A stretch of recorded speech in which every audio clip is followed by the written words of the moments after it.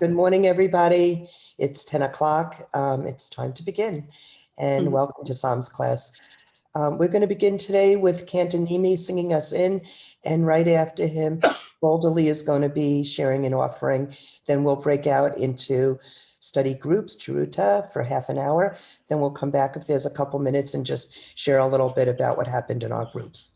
Any questions? Well, I probably shouldn't even ask that. Anything urgent that can't wait? Okay, good. I don't see any hands. That was your opportunity. All right, Cantonimi, are you ready? Yes, I agree. You don't want to give too much of a unless it's urgent, of course. So with me, everyone. I'm just back gently today. Of Thank you. course.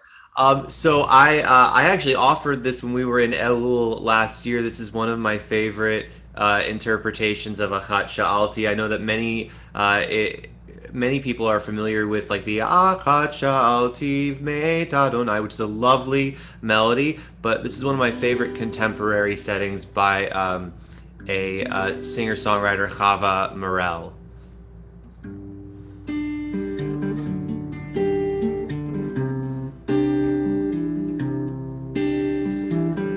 Achat sha'alti me'et Adonai. Achat sha'alti ota avakesh. Achat sha'alti me'et Adonai. Achat sha'alti ota avakesh. Shivti, shivti, beveit Adonai. Shivti, shivti, kol yemei chayai. Shivti, shivti, beveit Adonai. Shivti, shivti, kol yemei chayai. Lachazot b'noam Adonai. Uvaker b'heichalo. Lachazot b'noam Adonai, to gaze upon the beauty of Adonai.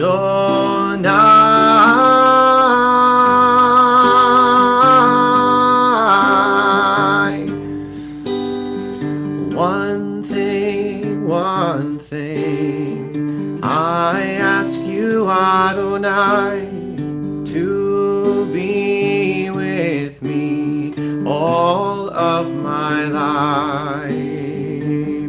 Achat sha'alti me'et Adonai. Achat sha'alti ota avakesh.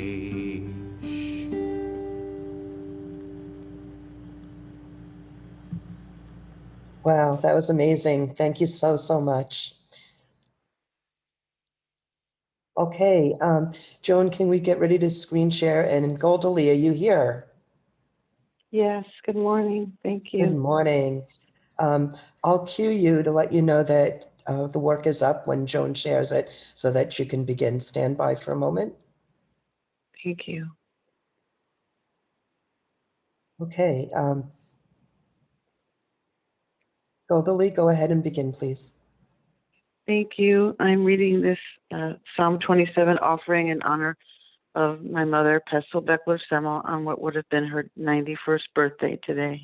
May she continue to rest in peace and in love. For Elul hope, Luli, if only. If you, my well-lit hope, if you are narrow near, then where? If evil lurks, mind's foes confounds, then how? As armed unlove commits to harm, faith sounds. One thing I cannot ask is all I need to ask of you. to let you know I'm here amidst dueling, deafening guests. Great gratitude, sad fear. Your answer, your God-gifted, joy-faced oi. Your face is only hidden when I hide myself from yours. Do I dare ask of you to meet me there? If I should face my fears, would yours appear? It's your one face my heart expects. Please help me unhide mine. I have awaited familial, fear-filled gazes who will not, cannot turn to see. Let's embrace fear loss with abandonment too, beloved Shekhinah. I'm held by thankfulness's hope now, which I recognize as you. Shivarim. That was lovely. Thank you so, so much for doing that. Okay. Thank you.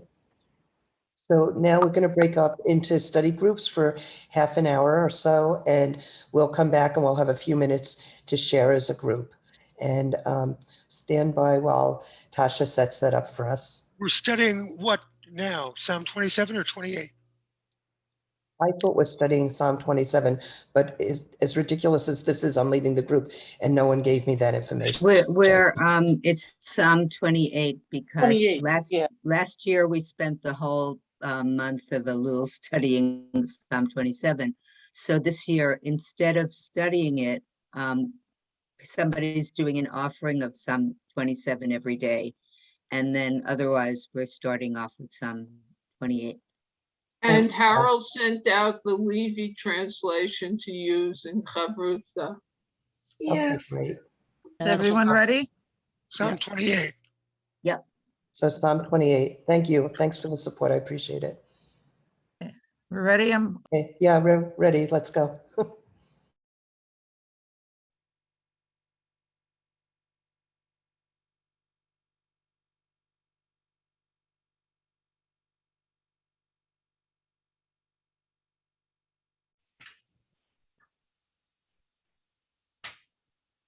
Okay, I think we're all back. So we've got one hand up already. Linda Solomon, go ahead and unmute yourself.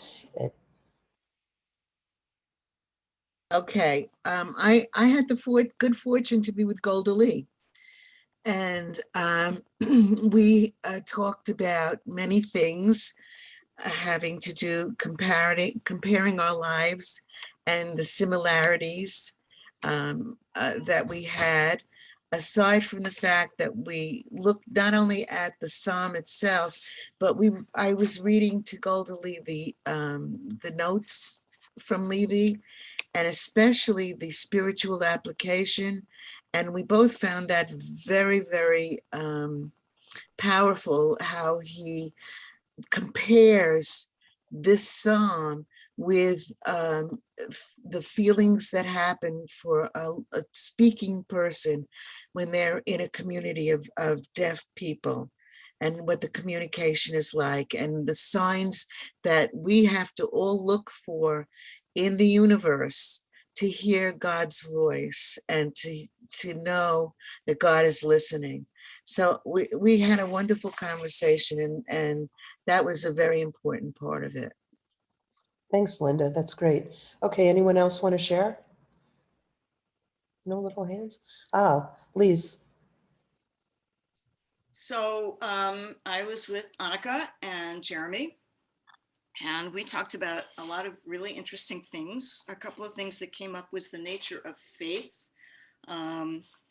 because without, if God doesn't hear your prayer, then you are as if dead. And the thought came up is whether or not that's reciprocal, right? Is God dead, right? What's the use of God if God is not going to listen to you? And then Jeremy and Annika brought up that the Musar class from this morning, that God is everywhere and God never disappears. God is always there. So that was sort of a question and answer that was interesting. The other thing that came up was that there's nothing really required of this psalmist, right? The psalmist is asking God, right? The psalmist is not claiming to have a pure heart or pure thoughts or any of the other things that are occurring in the other Psalms, right? The psalmist is just asking for God to hear the writer, hear him or her or them. And that this is very action oriented, right? In terms of God listening, raising hands. I was wondering, why you have to raise your hands, why that showed up there. Okay, thank you. Thank you. Okay, Darina.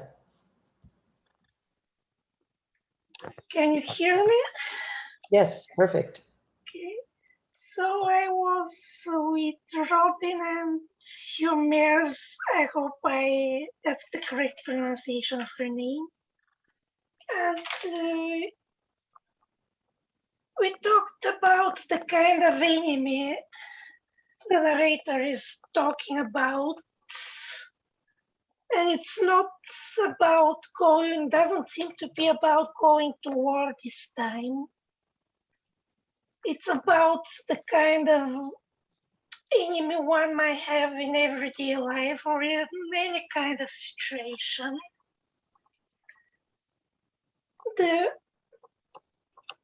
Not the kind of people who are obviously evil, but the kind that pretend to be decent people but are secretly evil and can do a lot of harm to people who trust them.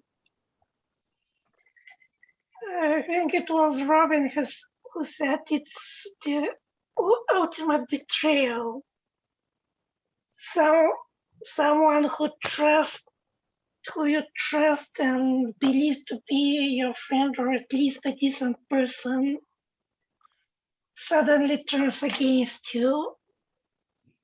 So this is the kind of enemy that the narrator fears, and he seems to fear to becoming one of those people without even noticing, maybe.